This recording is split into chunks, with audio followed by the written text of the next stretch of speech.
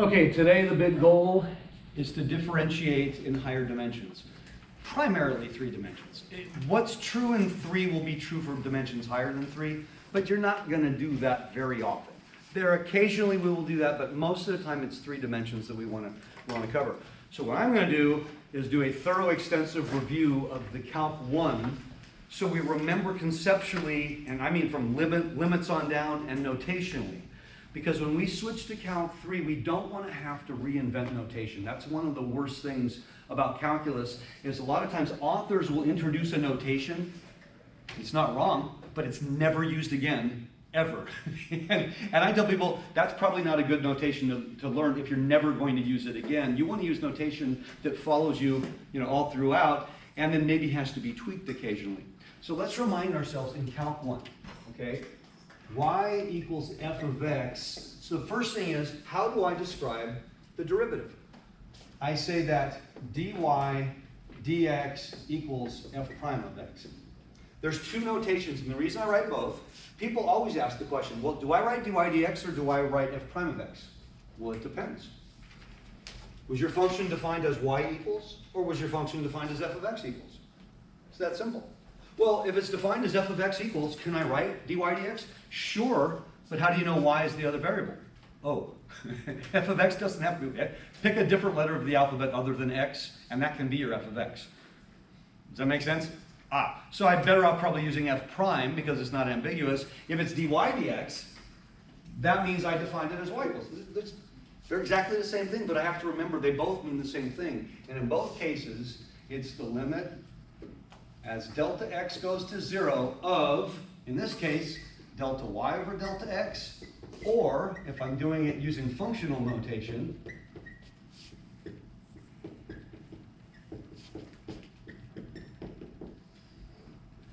this is called the definition of the derivative. The numerator is changing y. Okay? If I'm moving from, and I have to remind people because sometimes we forget. I'm on a curve, I'm moving from x comma f of x to a new point, we'll call it x plus delta x comma f of x plus delta x. Because this change was delta x and this change was delta y. Right? That's not calculus. That's like baby algebra. So if that's delta x and that's delta y, then that y value minus that y value must equal delta y. Hence this. Now, when I'm actually doing the derivative and I'm trying to derive, this is a far more useful formula to use. They're both correct, but that's the one that you guys learned in Calc 1. Most of your derivatives you derived using the limit, okay? Later, you used implicit differentiation on an inverse function. For example, once you had all your trig functions, you didn't use a limit to find your inverse trig. That'd be way too hard. No, if y equaled sine x, then x equaled inverse sine of y, and I did it that way. So we did it implicitly. But we always started with this, okay? And so, let me remind you, because we're going to be doing this in a moment in 3D. So let's suppose that f of x equals x squared. We'll keep it simple. Then f prime of x, if you remember, is now the limit as delta x goes to 0 of. So what do you do? So if you were helping a Calc 1 student who's doing this for the first time, what do Calc 1 students do the first time they do it? They go like this.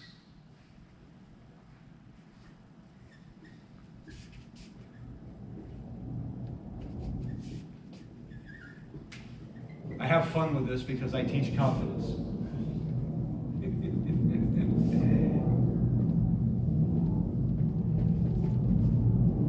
Does anybody see something wrong with this?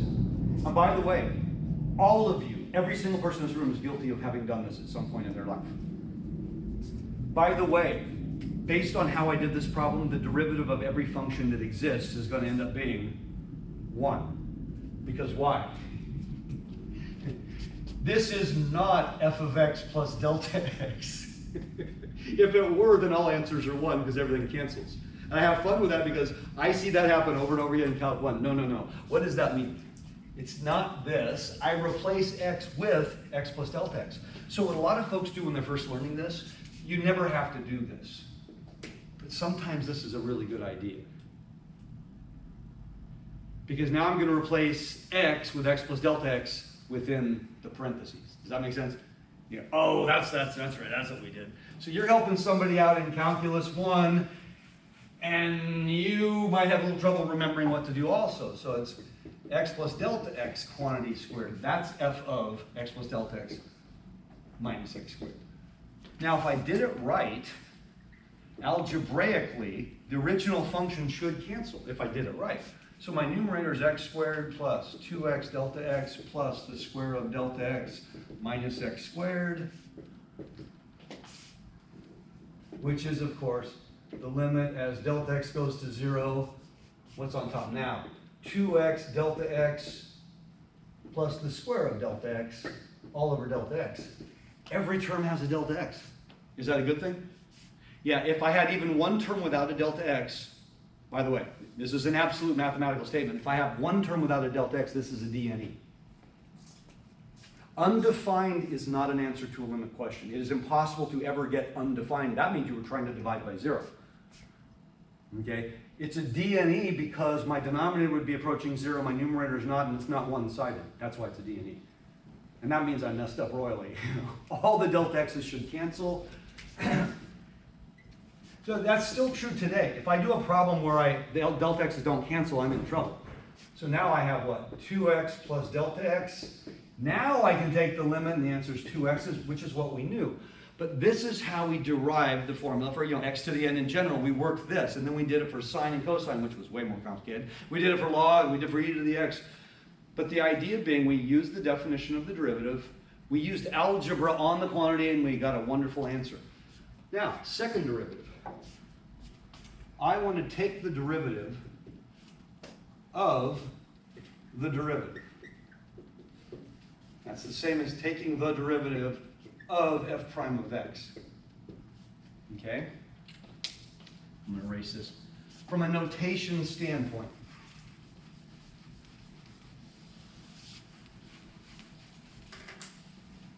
how do I write both of these?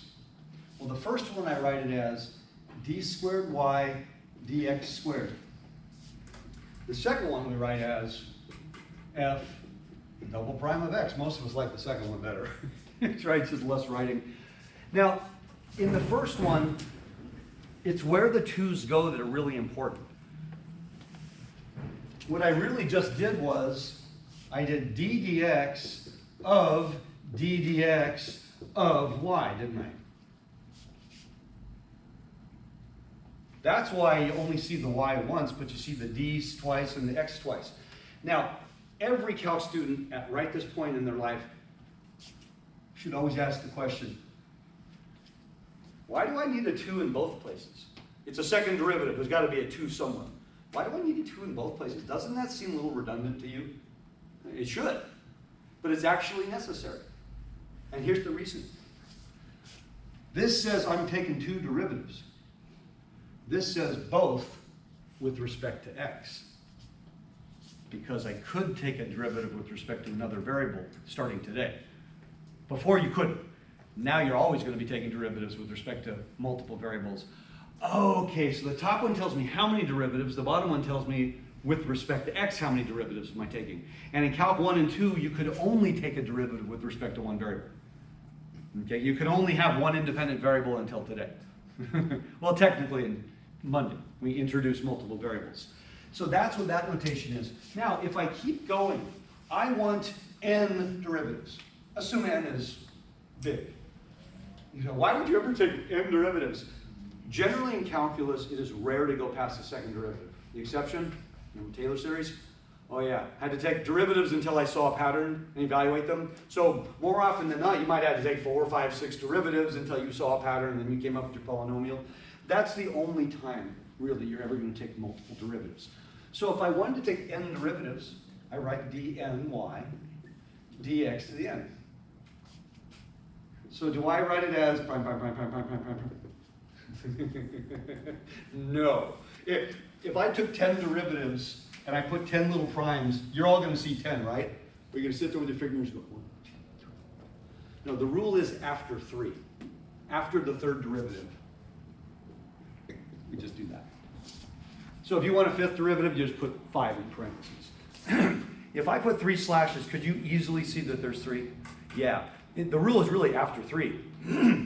It's really hard to distinguish. And that's why that notation was invented centuries ago, just because it makes it easier to interpret. Because we all like this notation until we get to lots of primes. So these say the same thing. Now in each case, I want you to know something. In each case, the D, the shape of the D is actually critical. I'm writing just a regular old everyday up and down D. That's going to change today, by the way. So this is called an ordinary derivative. An ordinary derivative is simply defined as you have one independent variable and you're taking the derivative with respect to that variable. But last day we introduced functions of 2 variables, right? Z equals f of xy. X and y are independent. They are not related to each other in any way. I'm now looking at the floor as being my input. I can choose any ordered pair on the floor. They're unrelated, but they will produce the z, which is dependent on them. Now when I take a derivative, it's either with respect to x or with respect to y. That is no longer an ordinary derivative. That's called a partial derivative. And that's what today is all about. And the notation is similar but slightly different. Okay? So I'm going to introduce that in a moment. So the notation is actually critical because when I write something in a calculus sense, it probably means something. But if I get the notation wrong, you're going to interpret it the way I wrote it, not the way I meant it. And that's one of the things I always drives me crazy when students will say, well, you know what I meant to say. I always assume whatever you wrote is exactly what you meant to say. Well, you wrote true, but I know you meant false. What? Yeah, I can't interpret what you meant. I can only interpret what you wrote. If what you wrote isn't the correct thing, particularly if it's a notation thing, then we gotta fix it. That's all. Because everybody's going to read it incorrectly. Now I have z as a function of x and y. Now I want to take a derivative. But I can take a derivative with respect to x or with respect to y. So let's do with respect to x first. I need to have a d there. It's a curvy d. I make them inside out. It's easier for me to do them that way. Well, most of you, when you make a d, don't you start with the circular portion and then go straight up and down? Isn't that how most of us do it? So this one I just go like that. It's not a delta, by the way. The Greek letter delta is slightly different. The Greek letter delta looks like this. So it's not a delta, but it's a curvy d. This means, oh, this is a partial derivative, and I can tell, if I knew nothing else about the problem, I can tell that z is the dependent variable and x is an independent variable. Because there will also be, in this case, a partial of z with respect to y. Now, what about using function notation? Well, you're never going to use prime again the rest of your life. Well, no, that's not true. You'll use prime occasionally. Differential equations, you're only using one variable. No, there's no such thing as prime notation for multiple variables. And the fact is, from now on, if you're doing calculus, you're doing multiple variables a lot more often than you're going to do single variables from now on, especially if you're in physics and things. So there is no prime notation, not anymore. But we have an analogy to the prime notation. We write this way. F subscript of x. F subscript y. See, math people are lazy. We like notation that makes it easy to interpret. F prime of x, this means quite simply that there is one independent variable and I'm taking the first derivative. F subscript of x says I'm taking the first derivative, but there's multiple independent variables. By the way, there is no limit to how many independent variables you can have. This just says, oh, I'm taking the derivative with respect to x. Okay, everybody cool with that? Most of you will like this notation for the same reason that you like the f prime. It's easy to write. Now, what about a second derivative? Well, I want to differentiate this one with respect to x again. Or I want to differentiate it with respect to y this time. This is why we put the 2 on top. That means I want 2 derivatives, but what did I just tell you? One is with respect to x, one is with respect to y. That make sense? So that's simple, f, x, x. Now again, because it's unusual to take a lot of derivatives, you're not going to have 10 x's in a row. And in a Calc 3 sense, I would be hard-pressed to find an application where you even take a third derivative. No, you could take second derivatives like you did in Calc 1. Second derivative, if you're taking a first derivative, you're probably going to take a second derivative, and it would be rare that you had to take a higher derivative. But the notation, I just put the x's. Now, this says technically the partial with respect to x of the partial with respect to z, y, hence the order. Okay? So it's a little bit confusing, and it's going to turn out in the long run, it really won't matter. But in terms of the order, that means I did the partial with respect to x of fy. I first did an x, and then I followed it with an x, and then I followed it. So weirdly enough, we actually would write this one this way. I did y first, then I did x. But this one says I did y first, it's on the inside. Right, we always go outside in. The order here changes, but we're going to find later it doesn't matter. It really won't matter. But in the strictest sense, yeah, the order just changes there. We're going to show that we're going to get the same thing later on. So don't even sweat that one. But from a notation standpoint, that's what this is. If I use a capital D, I'm saying ordinary derivative, and I'm saying absolutely there's only one independent variable. That's also really important. So how do I actually do a derivative? I like to get the notation out of the way. And in Calc 1, I do the same thing. I do all the derivative notation before I ever introduce how to do the derivative, so that you hit the ground running, that every time you write a derivative, you're using correct notation from the beginning. So I have z equals f of x, y. Then the partial of z with respect to x is the limit as delta x approaches 0 of f of x plus delta x comma y minus f of xy over delta x. Does that look familiar? That's exactly like Calc 1. Well, no, I threw a y in there. I'm differentiating with respect to x. I'm only attacking x. Only the x is changing. Now, here's an easy way to think about this. Okay? I've got a surface. I have some crazy surface here in 3 dimensions. Now, on the xz plane, that's the xz plane. So think about taking a slice parallel to the xz plane. You with me? What do you see now? You see the rim. You see a curve. You don't see a surface anymore. Has everybody got that? When I do this slice, you see this rim. Oh, and I'm talking about this derivative, the derivative of z with respect to x. Y was fixed. Y ain't moving. I want a derivative. Oh, so delta x is approaching 0, yada, yada, yada, just like Calc 1, because y is fixed. Then when I go this way, it's exactly the same thing. I will fix x, and only the y will be changing. Okay? You with me on that? So this is the definition of this guy. And then the partial of z with respect to y, similarly, x comma y plus delta y minus f of xy over delta y. Okay, so let's actually do a simple problem so you can see where everything ends up, and I think most of you will be able to see the end result that we're looking for pretty quickly. All right, let's take a simple function. Let's take f of xy equals 3x squared y cubed. Okay? I'll keep it small. I don't want it to be huge. Let me use blue now. So the partial, I'll call that z again. The partial of z with respect to x, which we could also call f little x, by the way,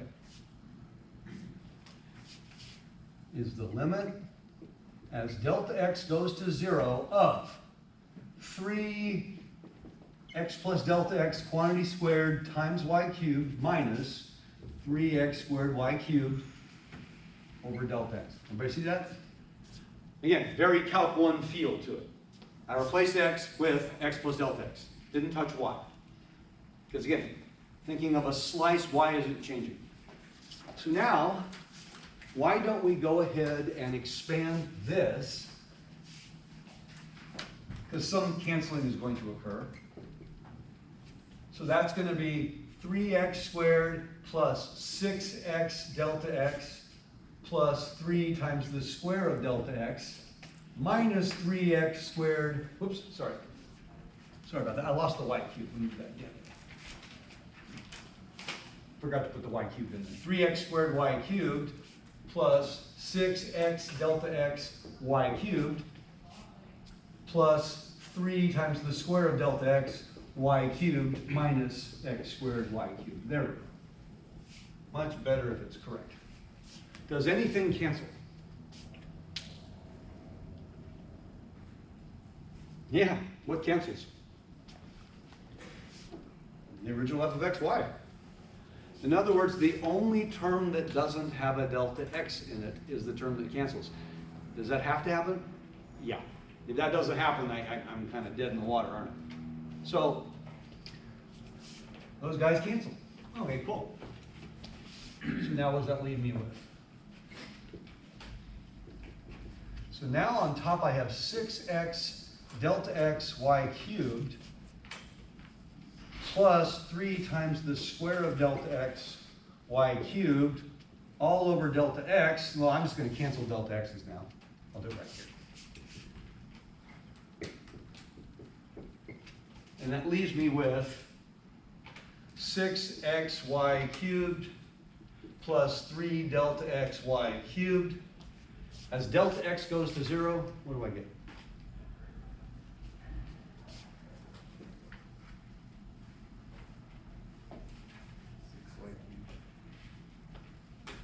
As delta x goes to 0, I get 6xy cubed. Yeah. Okay. Now let's do the y. It's going to be a little ickier because I'm cubing it, but we'll get there. I'll use black. Okay. The partial of z with respect to y, which is f little y, is the limit as delta y goes to 0 of 3x squared y plus delta y quantity cubed minus 3x squared y all over delta y. Okay? Now I'm going to cube the binomial. So that's going to be the limit as delta y goes to 0 of 3x squared y cubed plus 9x squared y squared delta y plus another 3. So 9x squared y delta y quantity squared. And then finally 3x squared times the cube of delta y. Remember, your coefficients are just 1, 3, 3, 1 as you go down the line. So the y cubed, y squared, okay. Minus 3x squared y. Alrighty. Again, we get some nice canceling, namely the only term that doesn't have a delta y, that one, that one. So that leaves me with 9x squared y squared delta y plus 9x squared y times the square of delta y plus 3x squared times the cube of delta y over delta y. And like before, let's factor and cancel a delta y. And that gives me what? 9x squared y squared plus 9x squared y delta y plus 3x squared times the square of delta y. Great. Can I take the limit now? Yes. When all's said and done,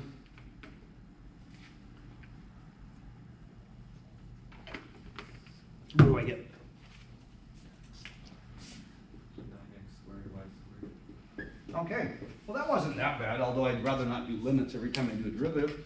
Now, observation time. The derivative with respect to x was 6x y cubed. The derivative with respect to y was 3x squared times 3y squared. Do you see that? Is it really that simple? Yes. How often? Always. Taking a derivative of multiple variables is exactly the same as taking a derivative of one variable. You treat every other variable as if it is a constant. That is the key. Partial differentiation is actually the same as regular differentiation. When you see multiple variables, the variable you're differentiating with respect to is the only variable you're taking a derivative of. Everything else is held constant. So when I did my first derivative here, I differentiated the x part, and I treated y cubed as if it's just being multiplied. Why? Because I said I'm holding y fixed, I'm taking a slice, and only the x is changing. That's why y is just going along for the ride. And then the same thing in the other direction. Kind of nice, huh? Okay, so let's do some examples. Let's do lots of examples.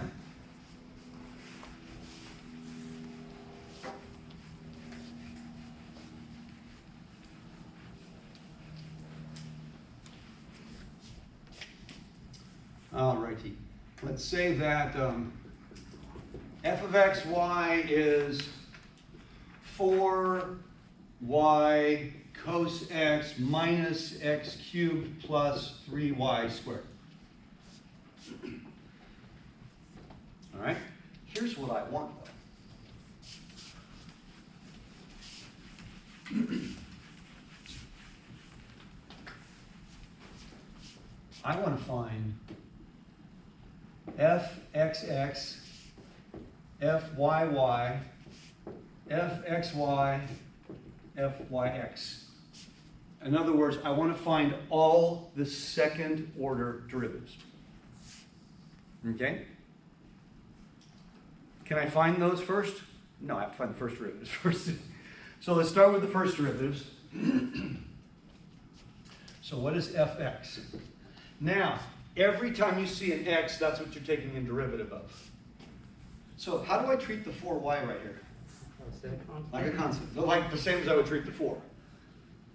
By the way, when you have multiple variables, there is no product chain quotient rules for derivatives if the variable you're differentiating only happens one time. There is no product rule here. I step back because I see people in calculus do weird stuff all the time, stuff that they came up on their own. So I want to do the derivative of, 6x squared. So, well, obviously there's a product there, so I'm going to do first times the derivative of the second plus the second times the derivative of the first. Did I do anything wrong? Yes, I treat it as a product. There isn't a product there. 6 is a coefficient. A coefficient is never treated as a function, ever. You never treat a coefficient as a function, because if you do, you're going to do product and quotient rules incorrectly and chain rules. No. How do I know? Because this is equal to 6 times the derivative, isn't it? Oh, there is no product here. There is only one function. 6 is a coefficient. I can't differentiate the 6 at the same time. If I do, I guarantee you get the wrong answer a lot more often than correct. But people make this mistake because they see product of two things. No, there's only one function. That's a coefficient. 6x squared is one thing. So when I go over here, I treat this as the coefficient of the cosine of x because I'm differentiating with respect to x.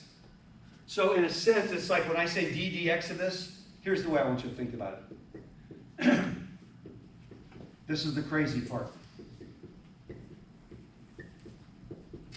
Just like you did in Calc 1, that's actually what you're doing. You're factoring the 4y out of the derivative because it's treated as a constant in this sense, because I'm not differentiating with respect to y. There's no product rule there. Now, if I did the product rule and I got the right answer, what's the harm? Because people don't get the right answer. I actually see the wrong answer far more often than the right answer when we use an inappropriate rule, because you're looking at the wrong thing. I want that to be trivial. I want this to be such an easy process for you. So what's the derivative of the first term?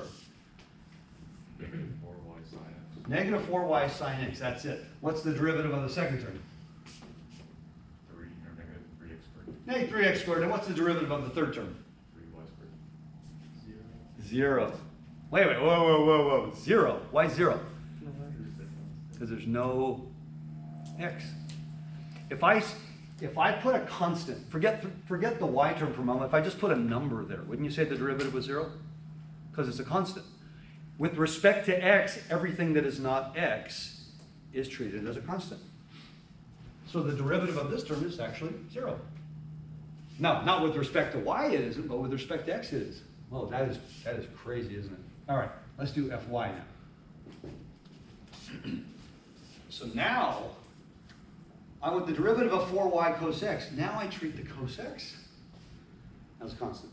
Technically, I treat 4 cos x as a constant. So what's that first derivative? Just 4 cos x, because it's y to the first power. Whoa. What's the derivative of the second term with respect to y? 0. And the derivative of the last term? 6y. So this is the only part that gives people trouble, is when you have a function of one variable and you're differentiating with respect to something else, you're going to get a 0 every time. Okay? You want to take the derivative of that other term, don't you? It's so bad. But if it doesn't have the variable you're interested in, again, it is treated as a constant. That's why it doesn't matter how many variables you have. It's only the one you're differentiating with respect to that matters. All right? Now let's do the second orders. So what is fxx? It's the derivative with respect to x of this quantity right here. That's the only thing I'm looking at right now. So what will that give me? Negative 4y cos x Negative 4y cos x. plus 6x. How about minus 6? We'll go with minus this time. We'll do plus next time. All right. fyy.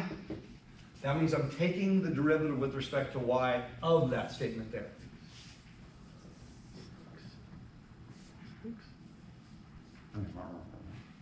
Six. 6. Good. Be bold. Just 6. Oh, that's it. Now, I'll put it up here.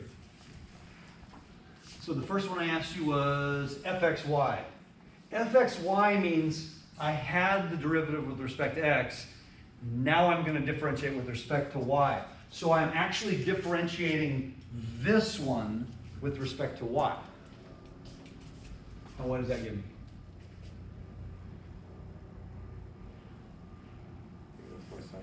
Negative 4 sine x. Beautiful. Now the other one was, I'm starting with this, and now the next thing I'm going to do is differentiate with respect to x. And what are you going to get? Negative 4 sin x. Negative. Coincidence? Hardly. When I was in school, it's really funny. This is actually a major, humongous abstract theorem. This is called the second order cross partial, because I'm crossing over variables. This is the second order partial, second order partial, second over cross partial. We use that term so you realize, oh, okay, there's more than one variable.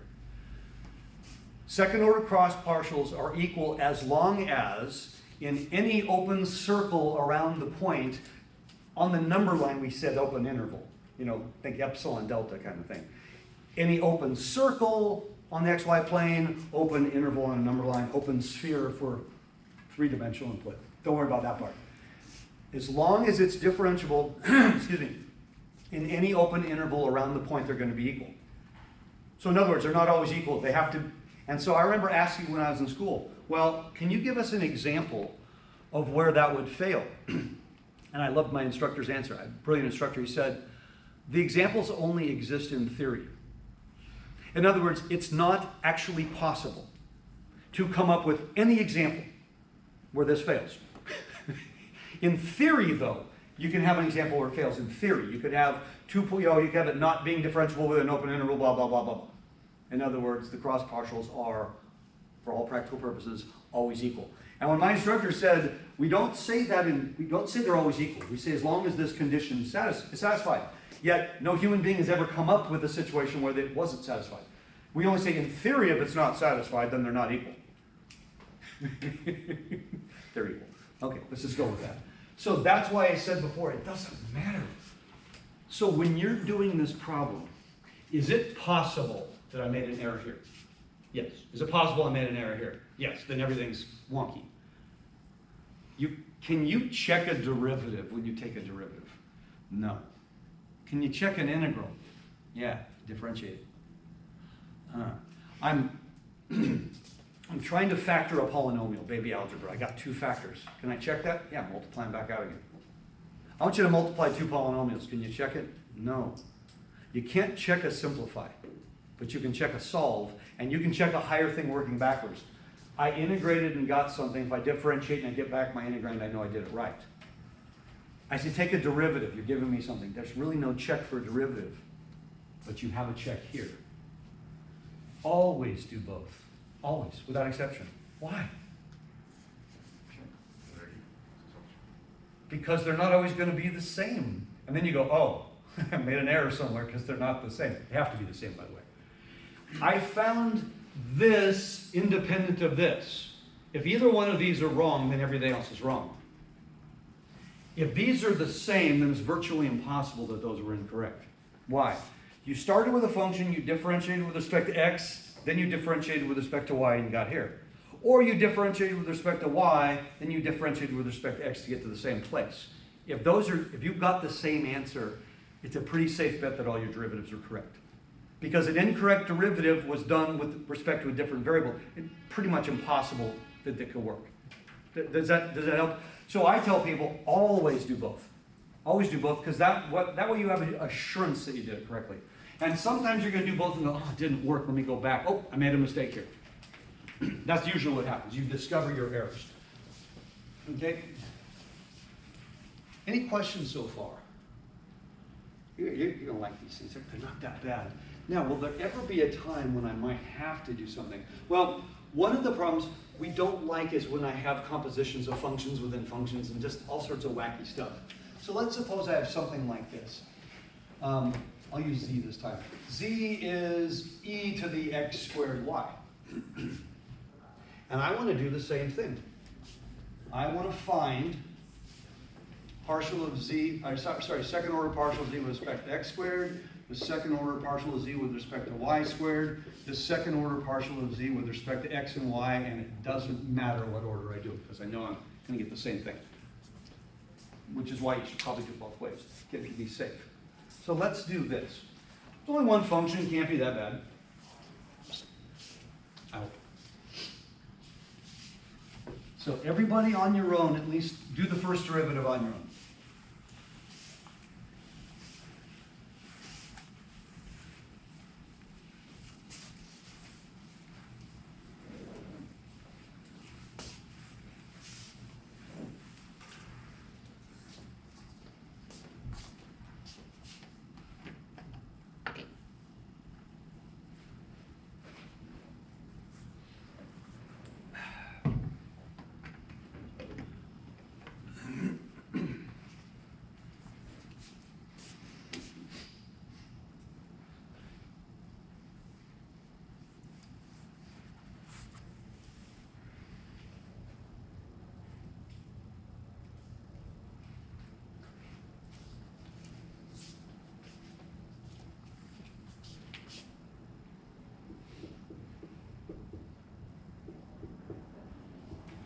All right, anybody want to try the first one? What's the partial of z with respect to x?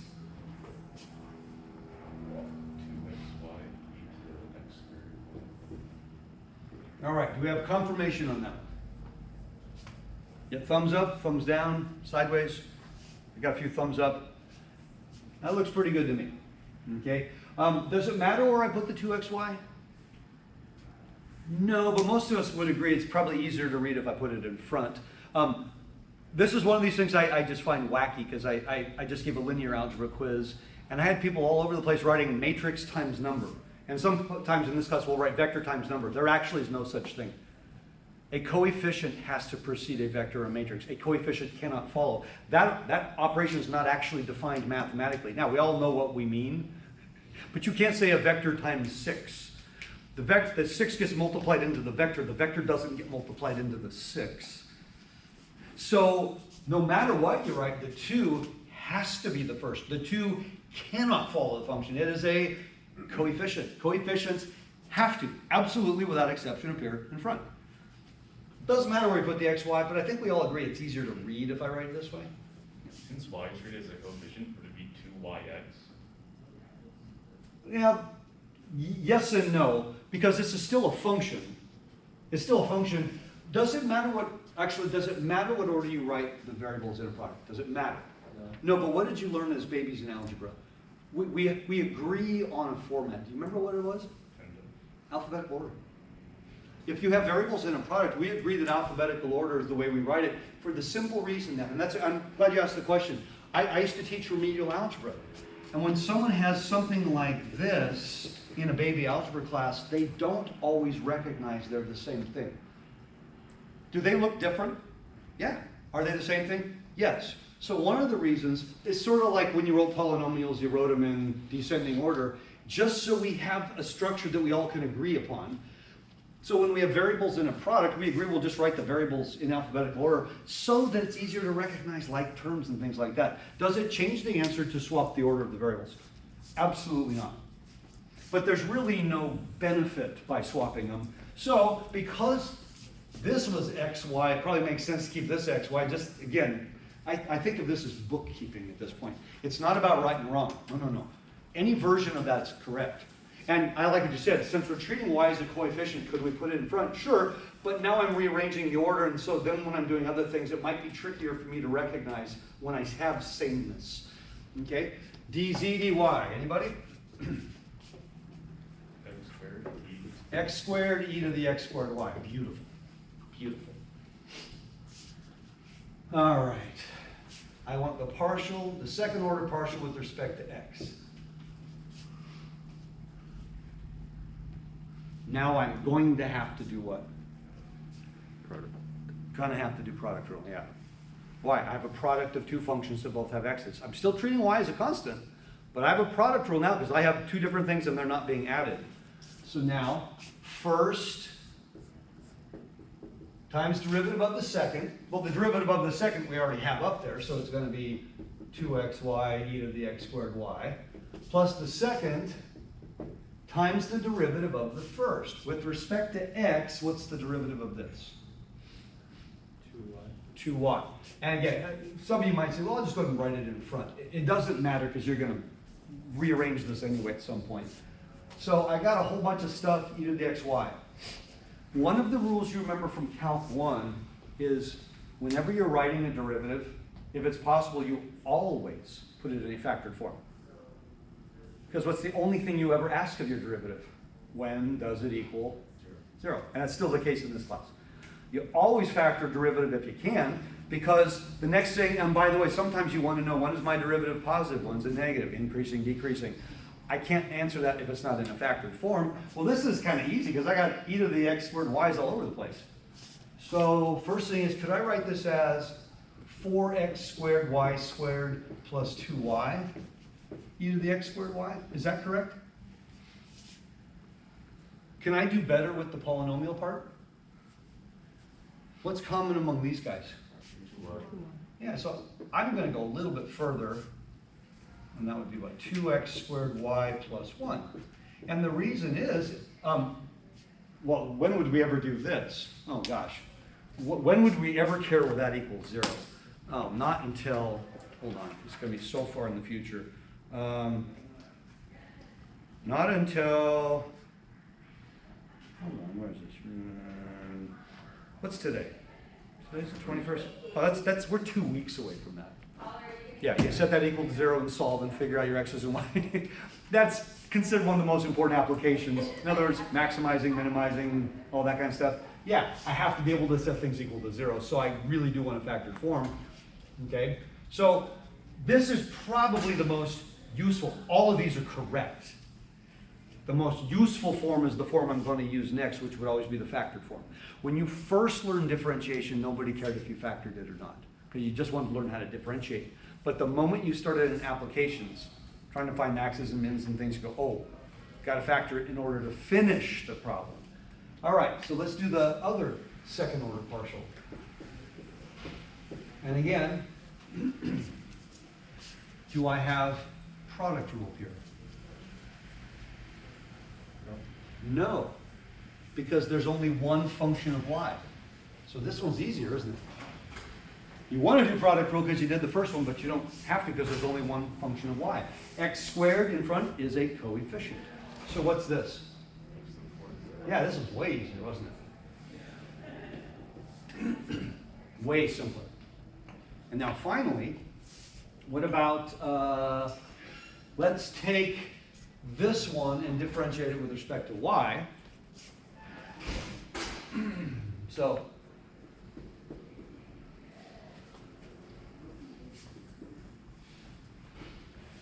all right, I want to differentiate this with respect to y, so it's still a product rule. So let's write it as first times the derivative of the second. Now, the derivative of the second with respect to y was this right here, wasn't it?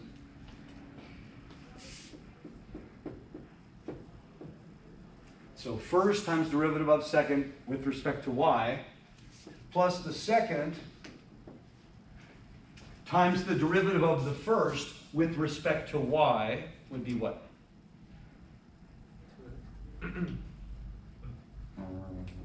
You guys all work at the drive-thru, right?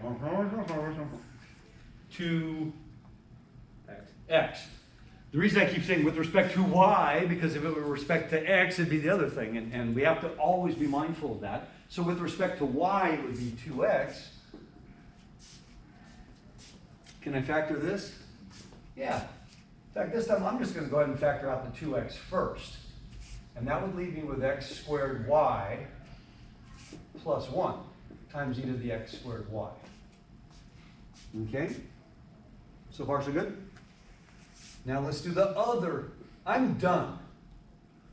I'm done. This is an exam and there's still time on the clock. It would be very wise for me to do the other one, because then I can have assurance that I got the right answer. Okay? Nobody here makes a mistake on purpose, but it's sure nice to be able to catch it if you do. So now what we're going to do is we're going to take the derivative of this guy with respect to x. Okay? So with respect to x, I'm going to have first times derivative of the second, and the derivative of the second with respect to x, we know was 2xy e to the x squared y, plus the second times the derivative of the first with respect to x, and that would be what? 2x? Okay? So now if I factor out the 2x like I did before,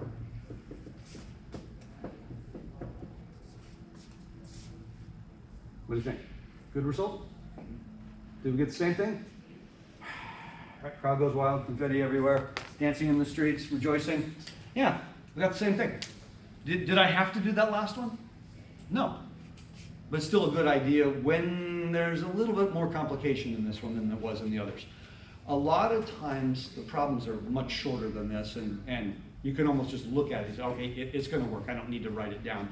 I don't need you to write it down.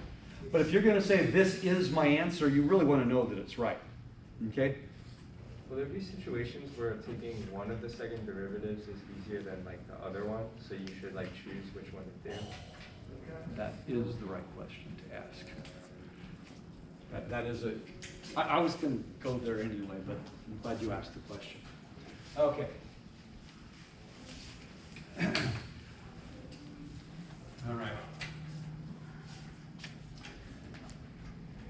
F of xy equals e to the inverse tangent of the log of x, let's say x squared plus 3x over cos x, and then plus y squared. And I'd like you to find fxy. All right, so when I take that derivative with respect to x, probably going to take a couple minutes, right? It's kind of gnarly. What's the answer, by the way? You're not done yet? Why not? You asked the question, what's the answer? It was the right question. 0. This is all x's, this is all y's. Which one do you want to differentiate first? All y's. All y's. What's the answer? 0.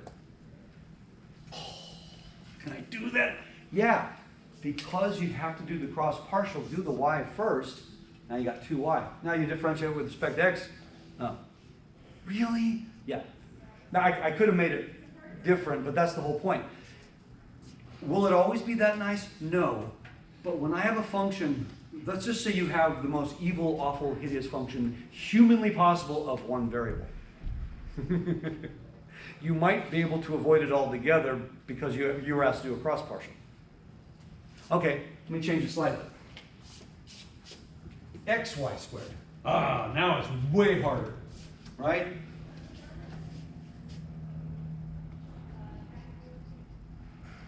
Now what's the answer? 2y. See, I still want to do the y first. You like that? Yeah, you actually can choose. And I'm not going to do the other cross partial as a check.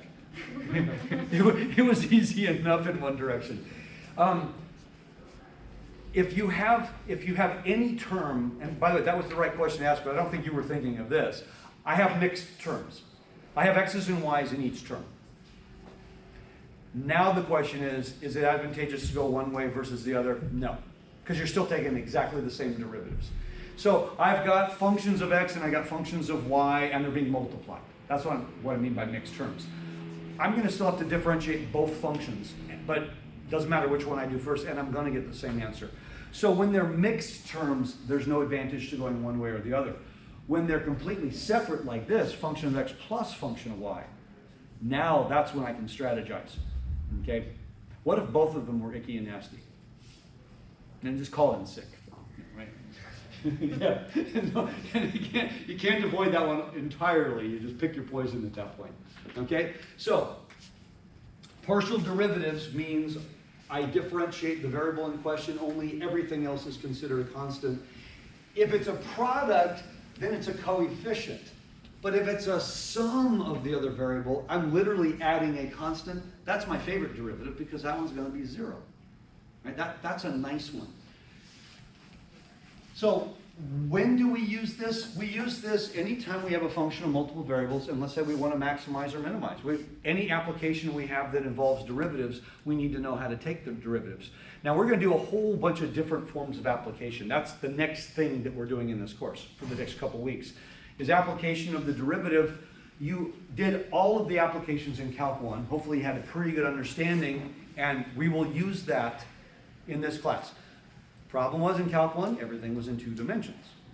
And again, you live in 3D. When you're doing physics, you're not doing it in 2 dimensions, you're doing it in 3D. So you want to know how are things different? How do I tweak things? Well, there's not a ton of tweakage. But something as simple as, okay, in Calc 1 I have a curve and I want to know what's the slope of the tangent line at that point. Now I have a surface, but I still want to talk about slopes. How do you talk about slopes of a surface?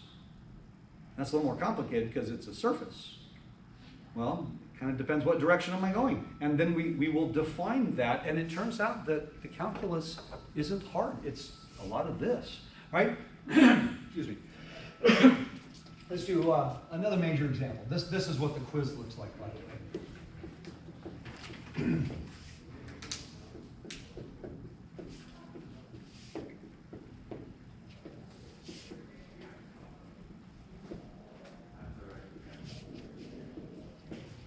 Okay, I want to find, just like before, fxx, fyy, fxy, understanding that it didn't matter what order I wrote the last term. But if you're wise, you'll do it both ways. Let's find each of these, which means you have to find the first derivatives first. Most of the instructions in the textbooks will just ask you for the second derivative. It's implied that you had to find the first derivatives. You can't jump to the second derivative.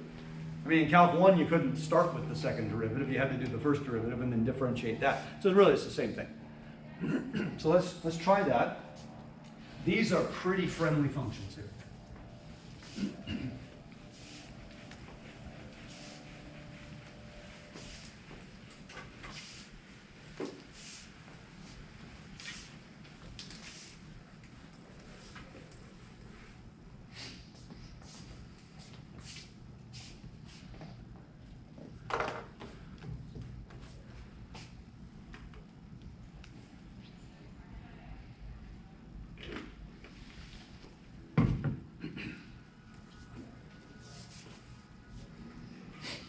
I promised you last day that by the end of today, all of you would be really good at taking derivatives, and most of you probably thought he's completely crazy. And now you're saying, oh yeah, I'm pretty good at this stuff. If you can take a Calc 1 derivative, then you can do any derivative we would ever run across in this course.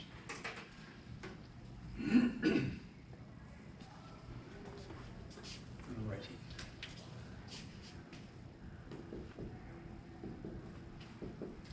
All right, anybody want to feed me fx? And by the way, that's actually how we say it. We do not say f of x. That's very different. That's a function of x. We say fx or f sub x. Some people will say f with a subscript of x. That takes too long. So I just say fx. But never say f of x. And don't write f of x. That's not good because that means something very, very different, right? So what is this? 8xy cubed minus 6 sine y plus 8. Plus 16x. Oh, 16x. 16x. I think you didn't see the squared there. We all cool with that one? Nice. All right, fy. 12x squared y squared minus 6x cosine y minus 48y squared. Everybody happy so far?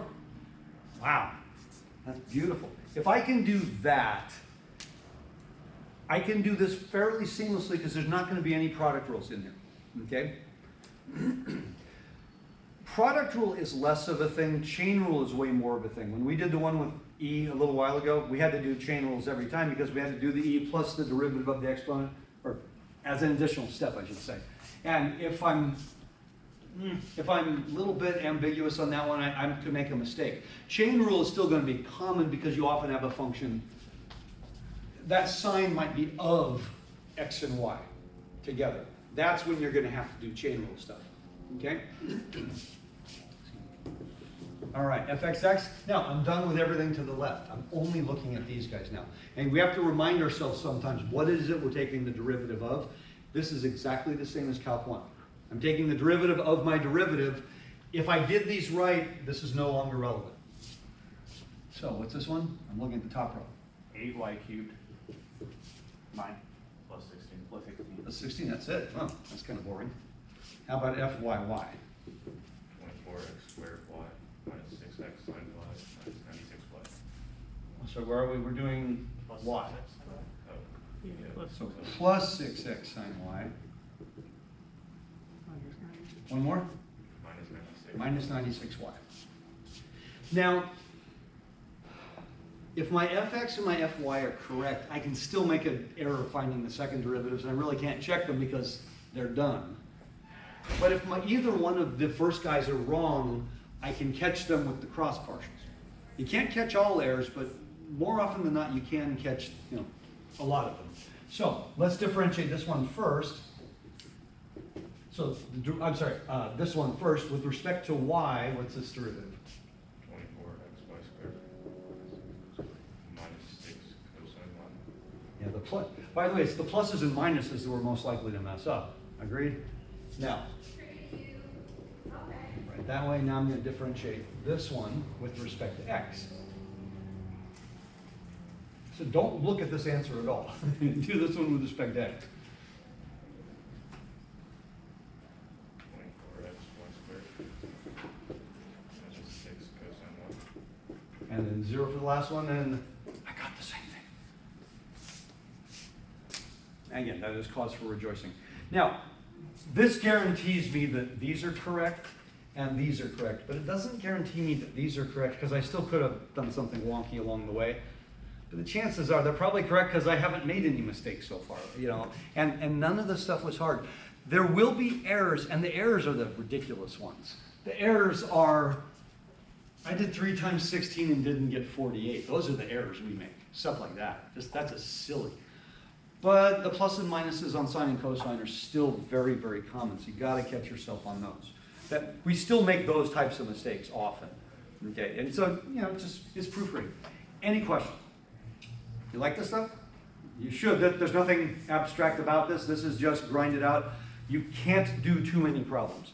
You want to get really good at it because now that you're good at it, we're going to do applications. We're going to do all sorts of stuff.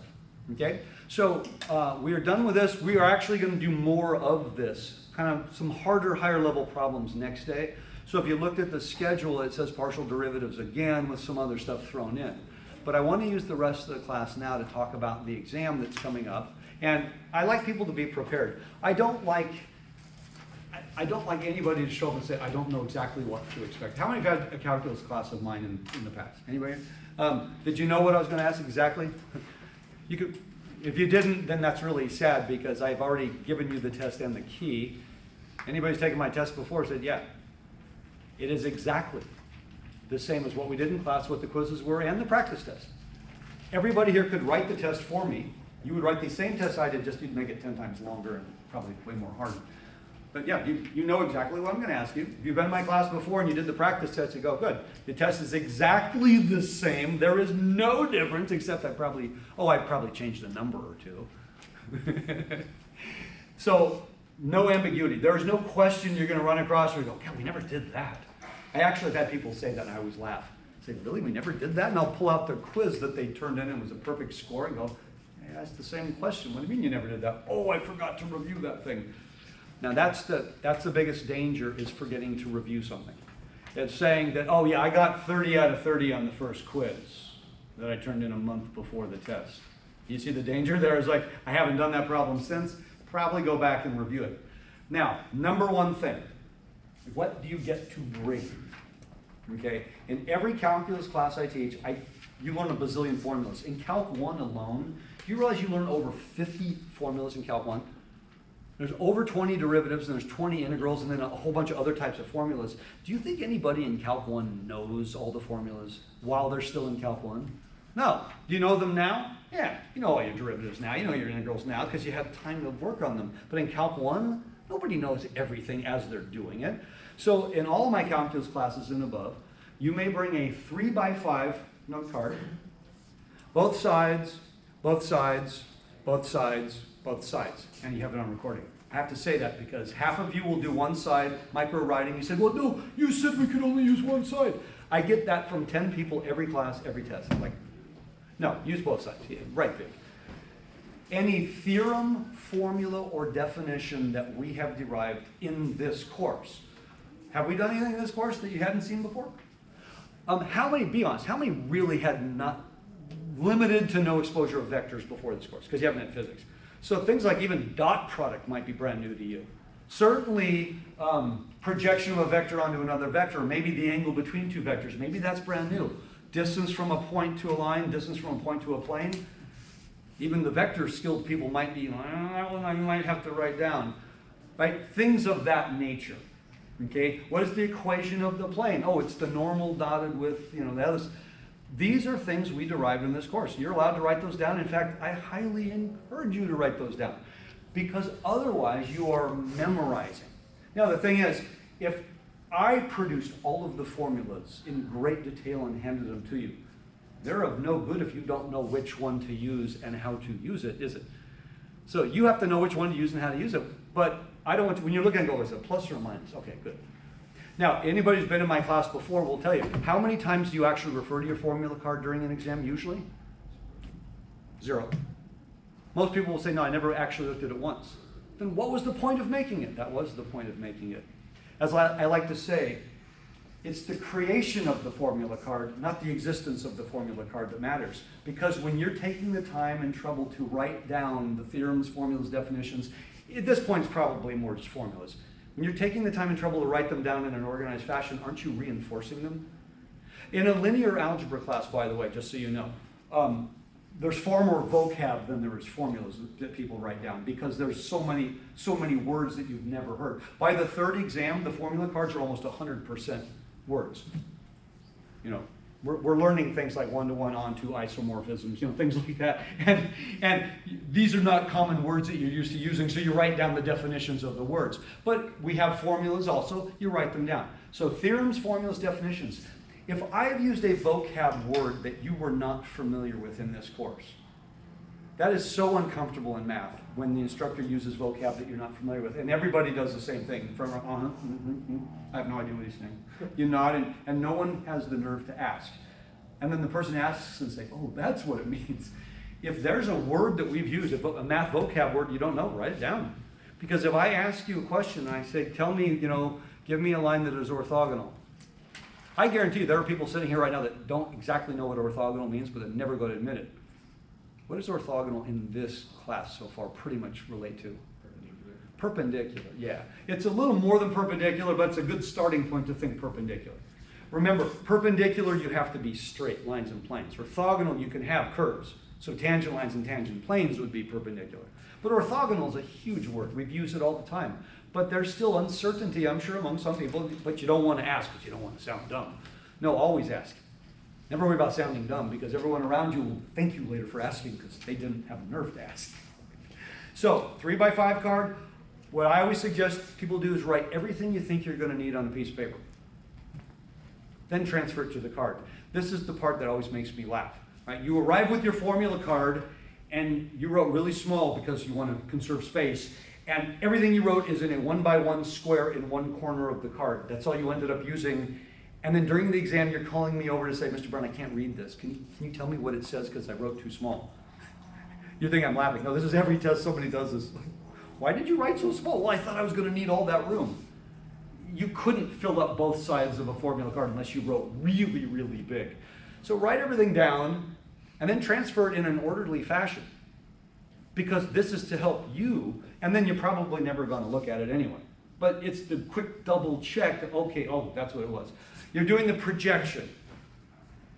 The denominator, oh, it's okay, so it's magnitude squared. Okay, if I don't catch that, I'm only going to put 1 and I'm going to have the wrong number. Little things like that, okay? What goes in the quotient?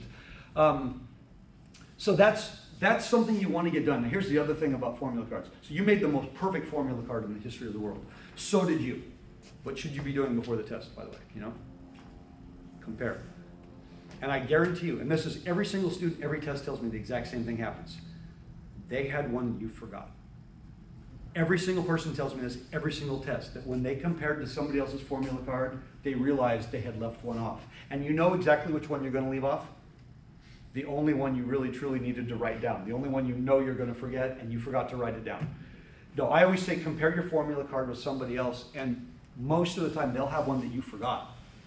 Or they'll have one that you have, but you may have written it incorrectly. That's something I cannot do during the test. So when you're asking, did I write the formula down correctly during the test? No, and while you're at it on problem 2, you wrote the answer incorrectly. It should have been this. No. I cannot edit your formula cards. You got to take the time and trouble. Now, can you write down any Calc 1 derivative formulas? No. Nope, nothing that you learned in a previous class. And by the way, what sort of things have we been taking derivatives of so far? Sine, cosine, maybe an e, a polynomial. That's pretty much it, huh? So do you need to know your inverse hyperbolic cosecants and things like that? No, probably never going to run into one the rest of your life. No, you need to know the common ones because that's all you've been doing. No, you're not going to have a derivative you don't know how to do. Now, where some people are getting in trouble though on the quizzes, some people are forgetting the product rule. We've had several problems so far where we had to differentiate a vector and had products of functions and we just kind of whiffed on product rule. No, that's a early Calc 1. That's like literally, lecture number 6 of Calc 1. I teach Calc 1. That's literally the 6th lecture of your calculus career. So you've done product rule more than you've done any other function. Because you learn product rule before you learn trig functions and things like that. Yeah, you got to get product rule right. Have you done a lot of quotient rules? Maybe a little. When we're finding the derivative of the unit tangent, that's probably the ickiest problem we've done all semester, right? Because you sometimes have to do derivatives of yucky things. If that's the worst thing you've ever done, that is a Calc 1 derivative you're taking.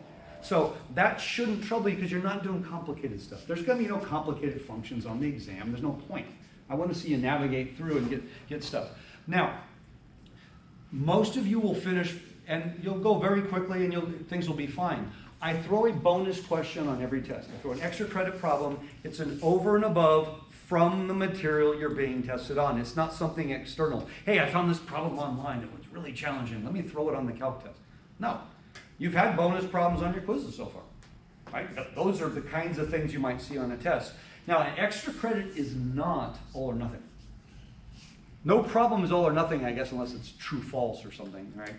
Now, there is one area, and I say that offers no forgiveness. And this is probably the most common error still.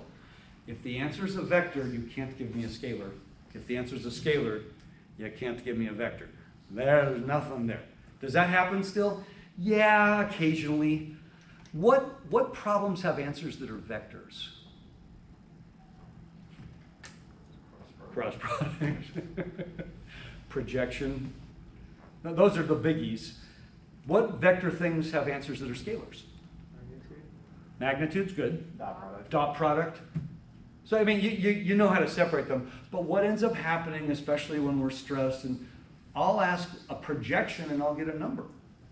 I'll ask a dot product and I'll get a vector. Probably the cross product, right? We sometimes space out. That's the only area really where there's no partial credit, because we left this universe and went to a different one temporarily, and as we like to say, you were out of your mind and in someone else's for a few minutes, and then you came back to reality. You're going to make arithmetic errors, as long as you're still demonstrating correct understanding, you're doing well. There are problems on here that you have to get right. You just have to get it right because they're not hard. So I'm going to bring this up. I also printed it out because I want to make sure if anybody has questions, this is the time to ask. Yes, you can ask between now and the exam. Better to ask today though, right? I'd rather you leave here saying, I'm ready to take the exam right now, knowing that you still have several days. Because this is exactly what the exam looks like. This is the nature of the questions. Hold on, can I make this bigger? I don't remember. Sometimes I can. When I'm doing books online, oh yes I can. Hold on a second. How's that? Is that better? Right about there? Okay, so this is exactly the stuff I'm going to ask you. I'm going to give you vectors in R3, not R2. So they can't be cross product. So I'm going to give you vectors in R3, and I'm going to ask you for dot product, cross product, projection, angle between. Right? That's so automatic. And the thing is, many of you knew the answer before you took this class, because that's stuff you did hopefully in a trig class or other classes. So that's the kind of stuff, you gotta get those right. I don't want to say they're gimmies, because somebody who's not in this class might not be able to do those, but anybody in this class, those guys should be automatic at this point. Now, this is the sort of place a lot of errors occur. A lot of errors occur because we sometimes lose negatives. Why is it so important to recognize the dot product is negative here? What does that do to the next one? Well, when a dot product is negative, tell me about the angle. It's 180. Well, it's not 180, but it is Obtuse. obtuse. Obtuse means think second quadrant. It's between 90 and 180. If the dot product is positive, then it's acute. What if the dot product is 0? Then it's exactly 90. Oh, there's the line in the sand. So positive dot product, acute angle, 0 dot product, negative. That's why it's really important to not lose that negative sign, because you'd be doing that. Now, I have people all the time, they'll use the cross product answer to help find the angle. Why should you never use the cross product to find the angle? Cross product's a vector. Well, no. The magnitude of the cross product is, by the way, there's a formula that you guys know. Isn't the sine of theta equal to the magnitude of u cross v over the magnitude of u? We really don't, I mean, we have that on the other side, right? Is this a true formula? Yes, it is. Why should you never use this to find the angle between two vectors? But it's a formula. And if you use it, how often will you be correct? Exactly half. Why? Because this can only return an acute angle. Sine is never negative. So in other words, if it's a second quadrant angle, you're going to return its supplement, which means you're going to be wrong exactly 50% of the time. I'm not okay with 50% of the time. No, you never use this one, because if I use it on this one, I'll get an angle of about 50 degrees as my answer. Does that make sense? Oh, in other words, if I use that one, it'll be exactly the same as if I make that positive. That is a correct formula, but we don't use that formula to find the angle. No. We throw this over here, we use the formula to find the magnitude of the cross product.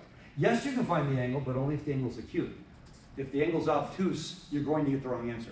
So don't use that one. Okay? Now, I'm notorious for asking obtuse angles you know, just to see if you're paying attention kind of thing. So that's supposed to be something that's relatively simple, and the way the test is structured, you're going to answer everything, but it's not, you're going to do a cross product here, and then a couple pages later, you're going to do a dot product here. No, you're going to do all of this at once. These will be grouped together, because don't I need the answer to the dot product to do the angle and to do the projection? Yeah, so they'll all be together. It'll look just like this. You're all on the same page, so that, you know, you can use that answer to do the next one. Was that what you were going to ask? I was going to ask, when would you actually ever use that equation? Never, except in one situation. When the angle is 90 degrees, it's an easy way to prove orthogonality by doing it this way. But you're really going to say, what's the magnitude of the cross products? This times this times this. That's where you use the equation. It's for magnitude of cross product. You don't use the equation to find the angle, because again, it's going to be wrong half the time because of the limitations on the sign. That's why you like the cosine. Cosine's negative in the second quadrant, so you're going to get the right answer every time. Be mindful, by the way, what mode you're in. It sounds silly, but every exam there's at least a couple of people that did everything right. They thought they were in degree mode. And the angle between the two vectors was 1.47 degrees. You know, like, no, it was 1.47 radians. You meant to be in degree mode, but you were radian mode. Just double check that you're in degree mode. And part of the reason is there's nothing wrong with a radian answer, but nobody can look at a decimal radian answer and have any idea how big that is. Heck, it's hard enough just to determine if it's acute or obtuse. So I suggest being in degree mode. I will bring the cheapo calculators, the math department calculators. I love these things. These are the $9 15-year-old Casios, where every single thing you do is on main function. There's no menu options. And on this test, how much are you going to use the calculator? Well, you can use it here. There's probably 2, maybe 3 problems where you need a calculator. The other 2 might be things like, how fast is it going when it hits the ground? There's a square root. Oh, I should probably use my calculator. In other words, you're going to use a calculator for basic arithmetic and nothing else. But you want one that you trust. I'm giving a stats exam tomorrow, and I'm bringing calculators, and there's going to be many people borrowing calculators, and I keep telling them, guys, you should not be borrowing my calculator for the exam. And some of them don't get it. You're about to take an exam that requires calculations, permutations, combinations, all these things, and you're about to use a calculator you've never seen before. You don't even know where the buttons are. You know, and I cannot be instructing you how to use your calculator while you're taking the test. So I always tell people you should have a calculator you're comfortable with the exam. Now, you can't use a graphing calculator, because a graphing calculator does the calculus, and you're being tested on the calculus. But you can use any scientific calculator, and if you have your own, way better. Again, I will bring a departmental set. You will buy them with the appropriate collateral, you know, IDs, things like that. And that's fine. These are really easy calculators to use. But I will still get asked by people 5 minutes in, Mr. Brown, how do you change it to degree mode? You know, where's the exponent key? Where's the fraction key? That's uncomfortable for you to take a test with and not know where everything is on the calculator. That's why it's always better to have your own. Please don't go out and buy one today. How many have their own cheapo? Okay, great. If you don't have your own cheapo, I'll loan you one. All right?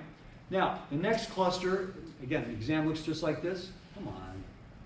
It's froze. Hold on. These computers are so cheap. There we go. Have to go at once. All right. I'm going to give you some points, and then I'm going to ask you a whole bunch of questions. I'm going to give you 3 non-collinear points. Boom, boom, boom. So we know there's exactly one plane. So I'm going to ask you, the normal vector to the plane. So you create your vectors, you're going to do your cross product. Is it possible you made an error in that process? Yeah, and unfortunately, let's say my error, I'm talking about not bad cross product. I'm saying I make an arithmetic error on one of those numbers. Drop negative, bad subtraction. Does that happen? Yeah, actually, that's really common. I understand the big picture, but I make a silly arithmetic error, which means basically everything on the rest of the page is going to be incorrect. But I still can find the error. I'm going to show you that. So I did this correctly, I got this. I found the equation of my plane. Well, the very first thing you should be doing with this is dotting it with one of those 2 to ensure that it's actually the cross product. That's one of the areas. There is no partial credit on any incorrect dot or cross product. None. Zero. Zip. Zilch. Noodle. And the most missed problem so far this course, by tenfold as bad cross products. And people think I'm joking when I say this. No, more than 50% of all the cross products that people have turned in this class of art, more than 50% have been incorrect. You can check the cross product. It's okay to make errors, catch the error and fix the error. So if this is incorrect after those are correct and you didn't check it, that's just silly. I mean, it's so easy to do the dot product as a check. Now I find the equation of my plane. I made a mistake on one of these two. And that's an arithmetic mistake. There's no check for the arithmetic. But now that I have the equation of the plane, I do have a check. If I made an error earlier, and let's say my cross product is flawless, but I used the wrong vectors because I made an arithmetic mistake. Where's my check? All three of these points have to satisfy this equation. Do I need to check all three of them? No. I don't need to check -1, 0, 2, because that's the one I used to get the equation. So even if I have the wrong normal vector, this equation will still house that point, but it won't house the other two. So if I check the other points and I find they don't work, then I know I have an error. Do I know where the error is? Well, let's suppose you checked your cross product and you got 0. So you know you did your cross product correctly, but the points aren't on the plane. Then it means the error has to be here. But at least you now discovered there's an error. Can you fix it? Probably. Because you now know there's an arithmetic error somewhere. It's more likely you added instead of subtracted one coordinate. Something that simple. But you can actually catch it at that point. And that's the key. And that's a good thing. Okay? The most missed question on this test by a lot will be the easiest question on this test by a lot. Because every semester is exactly the same. The only problem on the test that you do absolutely no work whatsoever, and that's the parametric equations of the lines. There's no work whatsoever. You take the vector, you take the point, you write them down. This is always the most missed question on the Calc 3 test, which is kind of amazing to me because it's the easiest question in the entire semester. There is no work whatsoever. But we sometimes don't write it down. In other words, we'll switch the point and the vector, we'll switch them. We'll have the wrong sign. We'll do something just entirely goofy. Notice the 2, -1, 4, those are the coefficients of the parameter t. And the point I used was point P, which is right here, -4, 1, 2. Notice I'm adding -4, 1, and 2. I'm not simplifying, I'm not combining, I'm just writing it down. Get that one right. You really should get that one right. Now, distance. This is often missed because people don't write the formula incorrectly. On the quizzes, it's the same thing. People forget the constant. That constant gets forgot a lot. Where's that constant come from? Let's go back up here. The equation of my plane right here. Oh, that doesn't help. The equation of my plane, the 2, the 6, the 7, that comes from my normal line. So those are still the coefficients in the distance, and then the -12. I always write my planes in this order. Fortunately, I had a really vicious, mean calc instructor who said, never write equals constant, always write equals 0. And I'm like, why? It doesn't matter. Always write equals 0. Because you will never use the number that's on the other side of the equation in anything. There is no formula that exists where you're going to use +12. You're going to use the -12. When we do tangent line estimations and we do all this stuff later on in this chapter, it's always going to be a -12 that we're going to use. But if I throw the 12 on the other side, I very well may use the wrong number. See my distance formula down here? See that -12? The only error that people will make is they'll put +12 because they had a 12 on the other side of the equal sign and that's what they saw. That's why I'm saying don't write it that way. Write it this way, then you can just write the same number down. Remember when we came up with the equation ax plus by plus cz plus d equals 0? That plus d is what goes in this numerator. In that case, it's plus -12. Okay? Now the denominator, there's no issues with that. Everybody's having an easy time with that. If this quantity simplifies, simplify it. I got a square root of 89 in the denominator. That's not going to simplify. What if? Just what if, let's say the problem was 6 over, I don't know, let's just do something really simple. Let's say instead of 89, it was 6 over, root 2. It's not going to be, but let's just say it was that. Most of us are quite happy with that, except the problem is that's not a quotient anymore. That can be reduced. If what you have can be reduced and not be a quotient, then reduce it. In other words, this is 3 root 2, which is infinitely better, and simplify. What if it's 6 over root 5? Can I simplify that? No, there's no common factors. Leave it alone. Can I rationalize it? Sure, but nobody here has ever rationalized anything in their life, so it doesn't matter. Rationalize means there's no root in the quotient, which means you have a fractional coefficient of a root. It's not wrong, it's just overkill. If that's my answer, leave it alone. 6 over root 89 is a perfectly good answer. Rationalized would be 6 over 89 times the square root of 89. But that's not better, it's just different. So I'd just say, I can't simplify that, walk away. Simplifying just means there's a common factor numerator and denominator that I could cancel. If that wasn't an 89, let's say that was a 90 on the bottom, or, you know, I might be able to reduce it. Especially if I could pull out a perfect square or something.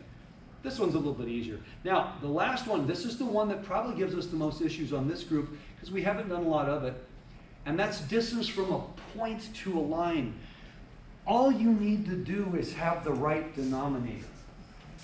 Okay? If I say the line through PQ, then have the magnitude of PQ. If it's the line through PR, then have the magnitude of PR, and so on. But the nice thing, the numerator just has to be the magnitude of the cross product, because remember, that's the area of the parallelogram. And what you're doing is you're taking the area of the parallelogram and dividing it by the base. That's how you got the height. So the very fact that you're not using, or you don't have to be using PQ in the numerator, you just need the cross product. Because remember, if I did PQ cross PR, QP cross RP, PR cross QP, any version of the cross product, the magnitude is going to be the same. Now, the cross product vectors might be slightly different, but the magnitude is going to be the same regardless of the version. So that's a nice formula right there. It's beautiful. Okay? And then the area of the parallelogram, we know, is the magnitude of the cross product. If I asked for the area of the triangle determined by those 3 points, what would you do? Yeah, half, because the triangle is half as big as the parallelogram. Most everybody gets that, but they don't always read it. So I'll get the 1/2 when it's a parallelogram, or I won't get the 1/2 when it's a triangle. Triangle is half a parallelogram. That's all you got to remember. Now, this is supposed to be a gimme. In 2 dimensions, these are 2-dimensional shapes, but I'm asking for a surface, which means parabola and ellipse and circles and hyperbolas are really bad answers, because there are 2-dimensional shapes, not 3-dimensional. I'm asking for 3-dimensional shapes. So if there's only 2 variables, a 3-dimensional shape by definition is cylindrical. You don't need any cross sections because there's only the one. So the first one is cylindrical. But the second one has 3 variables, so now I need cross sections. I just, to save time, what are my cross sections? Well, I see a circle, I see an ellipse, I see an ellipse. Who wins? Ellipse. That's why it's an ellipsoid. What is it? It's an egg. It's an egg. It's not a ball, it's an egg. Yeah, so on 13, that's what I thought is that, so the cross sections I got was hyperbola and then ellipse, and then so No, you should have 2 hyperbolas, only 1 ellipse. The xy will be a hyperbola, the xz will be an ellipse, but the yz will be a hyperbola again. For ellipse, I have to have the same sign. Did you catch it? Yeah.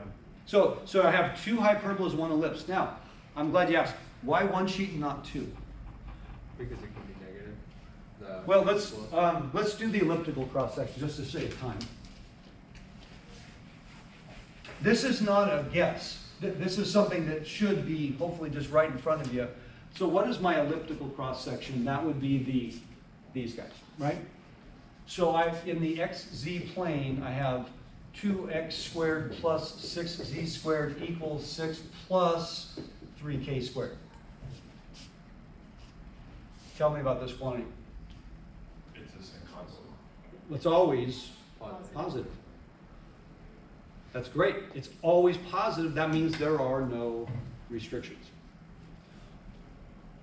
What if that were negative? Then it means that k has to be bigger than a certain amount or more negative than a certain amount to stay positive, which means I would have a gap. That's where you get the 2 sheets. 2 sheets are when you have a restriction on the circle or ellipse. 1 sheet is when you don't. That's it. And that's the only circles and ellipses can have restrictions. There's no restrictions on hyperbolas or parabolas because you can be negative. But a circle or an ellipse, you cannot have a sum of squares ever be negative because that would mean you have imaginary coordinates. So does that make sense? That would be 2 sheets, 1 sheet. That's it. Restriction, no restriction. Yeah. Do you want us to show the restriction when we solve Yes. Yeah, if there's a restriction, show it. Otherwise, it's not clear how you got your answer. So I think we did one on the test, or on the quiz recently. I gave you a really nice one. I think it was something like, I don't know, let me think I remember. It's probably something like, k squared minus some number that's a real happy perfect square. So what must be true? The absolute value of k must be greater than or equal to 4. Oh, that means k is bigger than 4 or k is more negative than negative 4. That's a restriction, isn't it? What if I have a plus here? There's no restriction. Then there's no restriction. Again, it's that simple. Yeah, What if K is negative? that's okay, because it's being squared. Oh, I mean, like, you subtract K. Oh, so here. Yeah. So on a number line, that means I have that, or I have that. That's why on the XYZ, remember it looked like 2 cups in the picture. One going one way, one going the other. That's exactly what's happening. I have this one going that way forever, I have this one going that way forever. I had my bale of hay and I cinched it, I got the 1 sheet. I cinched it so tight it snapped into 2 pieces. And that's corny, but that's an easy way to think about it. Okay? I love it that a lot of you tell me what, like the hyperbolic paraboloid, a lot of you will put saddle. I don't need you to say that, but it's really good that you know that, because later on in the next couple of weeks when we start doing stuff with 3-dimensional, in the back of your mind you go, oh, that's the saddle. That's a goofy one. That's going to have a saddle plate. That's going to have some interesting issues. Okay, so being able to identify it as a saddle is really nice. Okay, again, any surfaces, I'm just going to put them, just a couple of them. That's a very, very minor thing. Simple motion. Again, same idea. I usually give you really nice, friendly numbers to, I'll give you a hint. If the time it takes to hit the ground is some hideous square root, then you've factored really badly. or you have the wrong equation. No, I'll make it so your time is an integer so you can move on to the next part. So if you're getting really nasty time, you got 2 negative times. That's probably not good. You know what that means? It's never going to hit the ground. It's just going to go up forever. So this one's supposed to be relatively simple. So position vector, I'm going to take its derivative, all that kind of stuff. I left these answers as roots because I know a lot of you are doing that, but I still think it's a really good idea to punch that number into the calculator. Not so much the how far away one. Why do we want to punch the 64 root 3 into the calculator? Why do we probably want to punch in? Understand that that's check. I want to make sure it's faster when it hits the ground than it was when it left my hand. Oh, so well, does anybody get that wrong? About 25% of the answers on the quiz, people had it slowing down. But a lot of times they left it as a root and didn't realize. They'd made a mistake somewhere, but they left the answer as a root, not realizing they gave a speed that was slower than the initial speed. That's not possible, by the way. Okay, so, that's what, I don't need you to calculate the square root. But it would probably be wise just as a quick check. Now, in this case, probably not. My initial speed is 64. 64 root 3, I'm pretty sure is bigger than 64. Am I okay there? Sure. But what if the initial speed was like, 87 or something? Now all of a sudden I'm not sure. I probably should multiply it out. That would be a wise decision. All right. Now, getting to the meat and potatoes. I'm going to give you a position vector, and you're going to tell me stuff. There's probably more than one question. I want you to be able to tell me the velocity and the acceleration. Those should be the easiest ones. Those are not going to be gnarly in general. Where it gets gnarly is unit tangent, unit normal, curvature, tangential components, normal components. If it's circular motion, we know most of these things are probably relatively simple to find. If it's non-circular motion, some of them can be icky. I'm not going to ask you for all of them for every problem. On the quiz, I did something like this. I gave you a not as friendly vector, but I only asked you, let's say, for curvature. That's where you might want to use some of your backdoor methods. Now, this is why you're writing a formula card. You're going to tell me exactly what is AAT and what is the backdoor for AAT, right? You're going to tell me exactly what's AN and what's the backdoor for AN. What is exactly curvature, what's the backdoor for curvature, and so on. Because if I can calculate it directly, I should. We had a quiz, I think it was the last one, where I asked a question, I have to look because I can't remember exactly what it was. I asked a question on curvature. Okay, and I don't know if that's the problem or not. Okay, I asked a question on curvature, and it turned out it was something that was not hard to calculate directly. I mean, you had to take some derivatives, but a lot of folks went through the long process of velocity vector crossed with acceleration vector and all these things, which was not incorrect, but it ended up taking, several times as much work as what I did on the key, because I calculated it directly, and although it wasn't the simplest function, it wasn't a complicated calculation. That is on you. I don't care how you do it if what you do is correct, but I would hope that you choose the most efficient route. Okay, if something can be calculated directly, calculate directly. If you go the back door, you know it's going to work, but it may end up taking much, much longer. And you might be computing things that you didn't have to go. And now here's the last thing. When you're trying to find the curvature, let's say, for t equals some number, a lot of you, and I warned you about this, you're crossing v of t, which is really icky, with a of t, which is really icky, and I'm getting this ginormous cross product. Now you're finding the magnitude of that ginormous cross product, and now you're taking that last result and evaluating it at 0.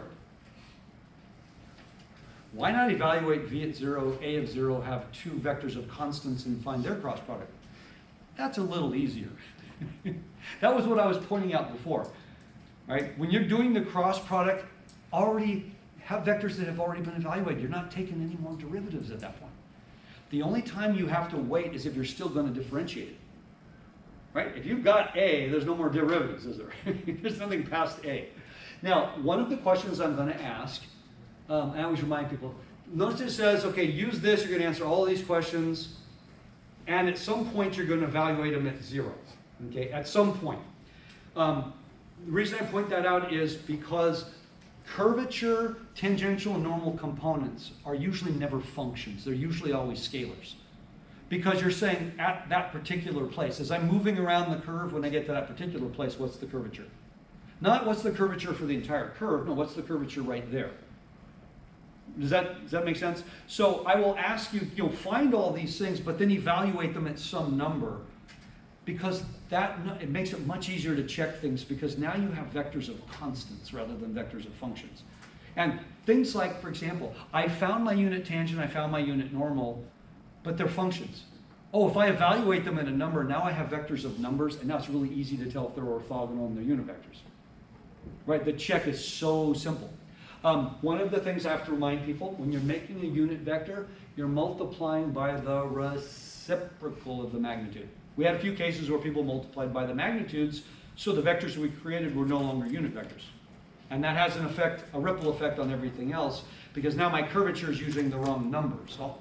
So always make sure, right, unit vectors. That's one of the advantages of evaluating your t and your n at some point, because now you have vectors of scalars. If I have vectors of scalars and all my numbers are, like 3 and 5 and 7, it's probably not a unit vector. I probably want to see quotients, if they're going to be unit vectors. Yeah. So, just to be clear, do you recommend whenever you find the derivative of v to also find 0? Well, or wherever it is if it's 0, it might be 2, but whatever it is you're asked to evaluate it.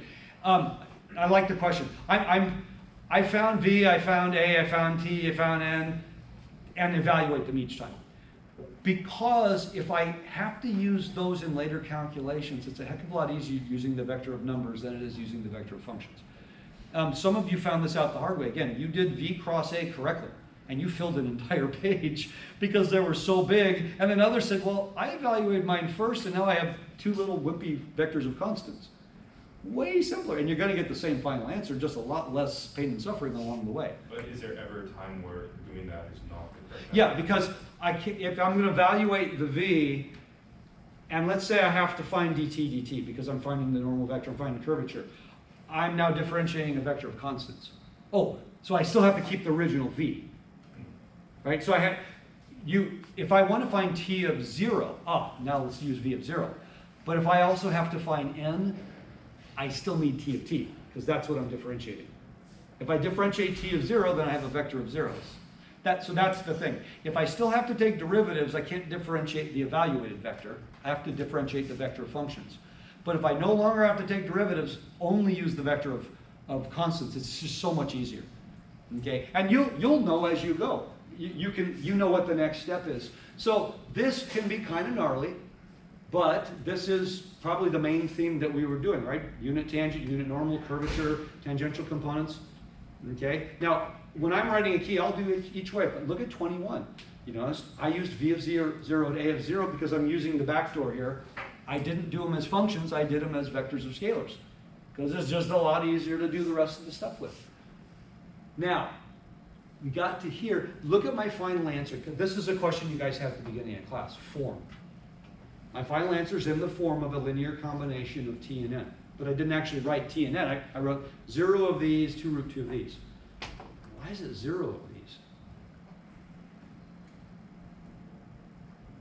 That's such a gnarly looking vector. Well, it turns out because of those sines and cosines, turns out my acceleration is essentially circular in nature. It's hard to see that, but how do you know that? Well, because you got 0 in the tangent direction. All of your acceleration was in the normal direction. Interesting. We said that is possible. Okay, so everything that we have done is fair game. Any question that was on a quiz is fair game. Now you have 2 practice tests, as you know. This is one of them. What's the other one? The quizzes. That, again, it would be very wise at some point, probably not, midnight Sunday night with an 8 o'clock a.m. test the next morning, but at some point over the next few days, retake all your quizzes, grade yourself. Now, don't look at the first time around quiz when you're retaking it, because if I got it right, I'll just write the same thing. If I got it wrong, I'll change it. No. Have the quiz nearby, but take the quiz on a blank sheet of paper. Now grade yourself. Now bring out your old quiz and say, if I missed it, did I figure it out? That's awesome. That means you raise your score. But way more important, if I got it right the first time, do I still remember how to do it? And that's where people get in trouble. On the final exam, I got 100% on exam 1. I don't need to review it. But exam 1 was 3 months before the final, and we didn't do a single one of those problems the whole rest of the semester. Maybe we should go back and review it to make sure we still remember. See, the biggest sin is when you got something right, but you miss it later. Getting it wrong and repeatedly getting it wrong is frustrating. Getting it wrong and fixing it is rewarding. But you can't miss something that you know, that you've already gotten right. That you can't do. That's against the rules. But it'll happen if you don't review. So if you just automatically assume I can do something without thinking about it, but you literally haven't done it, I'll take something as simple as a projection. That's not a complicated concept. That was on your second quiz. And it was a problem on the practice test. I know some of you haven't looked at the practice test yet. So now you're going to sit down in the exam and you're asked a projection problem and you realize, I haven't done a projection in a month. I can't remember exactly how to do that.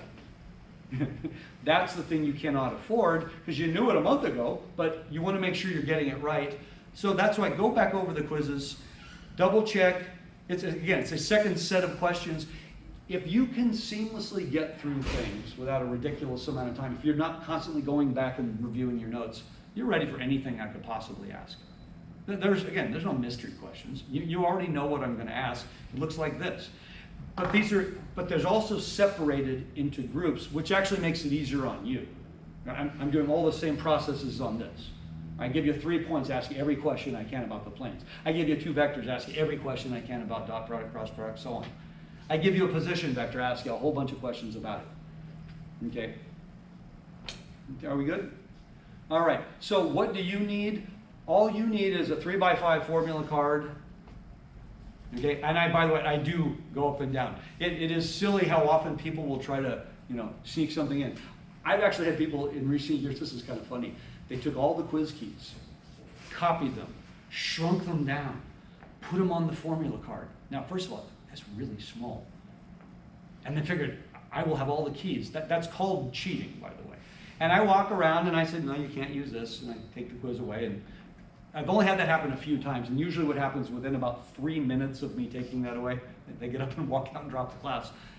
Because they're saying the only way I could pass is to cheat. No, you can't bring anything. I actually walk around and I look at your formula cards and, you know, I will have a black magic mark and say, no, you can't have that.